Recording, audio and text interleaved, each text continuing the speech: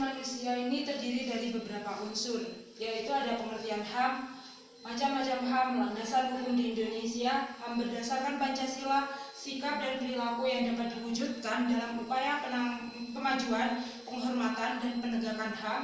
Lalu ada hambatan dan tantangan proses kemajuan, penghormatan, dan penegakan HAM. Langsung saja ke pengertian. Pengertian HAM.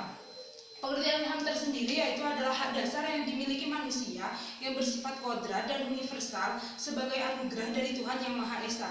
Sedangkan macam-macam HAM ini tersendiri meliputi dari 6 hak.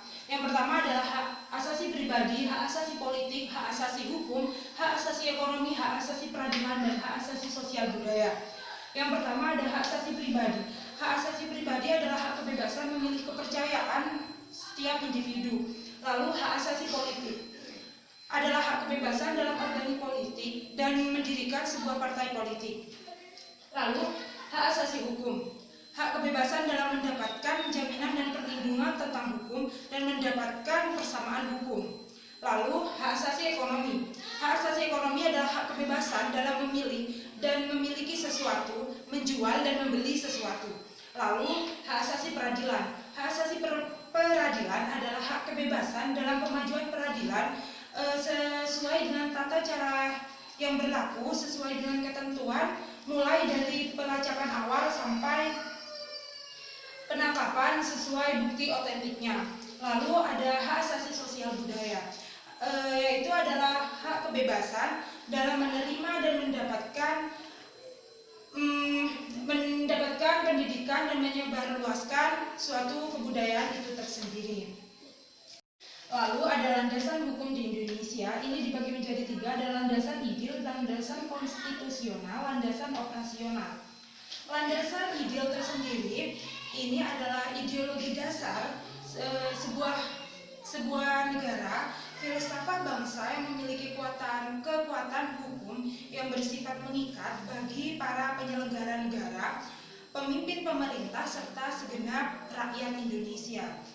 Lalu yang kedua adalah landasan konstitusional, yaitu adalah konstitusi dasar yang menjadi sebuah pedoman yang di dalam kehidupan bermasyarakat, berbangsa, dan bernegara.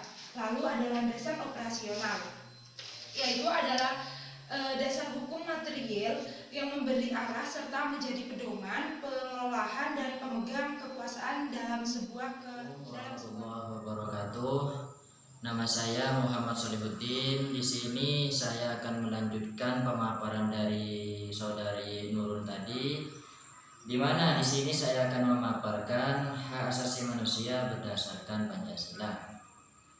Di mana telah kita ketahui Pancasila adalah terdapat 5 sila, di mana hak asasi berdasarkan Pancasila yang pertama yaitu menurut sila pertama terdapat pengakuan terhadap Tuhan Yang Maha Esa.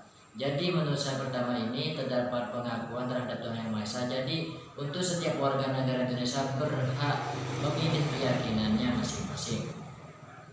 Jadi yang lanjut yang kedua, sikap menurut sila yang kedua itu sikap yang menghendaki terlaksananya nilai-nilai kemanusiaan.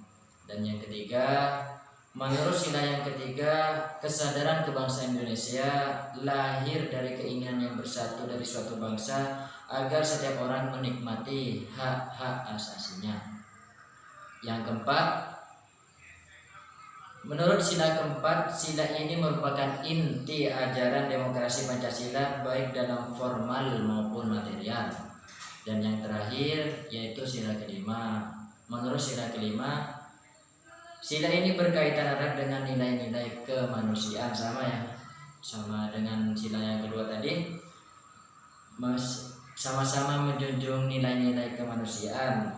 Tapi dalam sila kelima ini nilai-nilai kemanusiaannya dalam setiap warga negara memilih kebebasan hak pilih dan jaminan sosial serta berhak mendapatkan pekerjaan. Baik, saya akan melanjutkan dari pemateri kedua. Pertama-tama perkenalkan, nama saya Vicky Malik, NPM 18233111013. Jadi di sini saya akan menjelaskan sikap dan perilaku yang dapat diwujudkan dalam upaya pemajuan, penghormatan, dan penegakan HAM. Ada 3 jenis, yaitu lingkungan keluarga, lingkungan masyarakat, lingkungan berbangsa dan bernegara.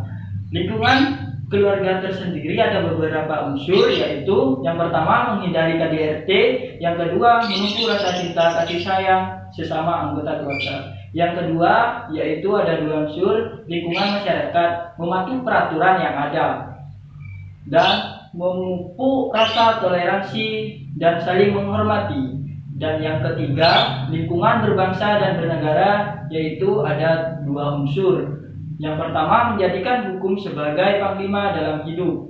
Yang kedua, menjunjung tinggi dan memperjuangkan keadilan bagi seluruh rakyat. Dan ada beberapa lagi, yaitu hambatan dan tantangan proses pemajuan, penghormatan dan penegakan HAM, yang terdiri dari 5 unsur. Yang pertama, masalah sosial budaya. Yang kedua, masalah informasi dan komunikasi. Yang ketiga, masalah kebijakan pemerintah. Yang keempat, adanya prinsip negara demokrasi. Yang kelima, adanya prinsip negara